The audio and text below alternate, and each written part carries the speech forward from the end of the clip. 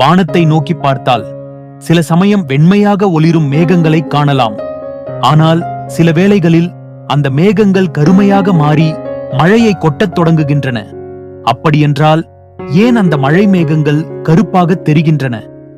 முதலில் மேகங்கள் சிறிய நீர்த்துளிகளால் உருவாகின்றன. அவை சூரிய ஒளியை பிரதிபலித்து வெண்மையாக பளபளக்கும். ஆனால் மழை பெய்ய தயாராகும் போது அந்த மேகங்கள் மிக பெரிதாகி உள்ளே நிறைய நீர்த்துளிகளை சேர்த்துக் கொள்கின்றன. அப்போது சூரியனின் ஒளி அவற்றின் வழியாக செல்ல முடியாமல் போகிறது.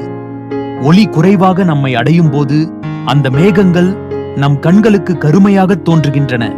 அதாவது கருமை என்பது பயப்பட வேண்டியது அல்ல, அது மழை வரப்போகும் அறிகுறி. வானம் தன்னுடைய நீர்த்துளிகளால் பூமியை தணிக்க தயாராகிக் கொண்டிருக்கிறது. அடுத்த முறை கருமேகங்களை பார்க்கும்போது மழை வரப்போகிறது என்று மகிழ்ச்சியாக சிரிக்கலாம்.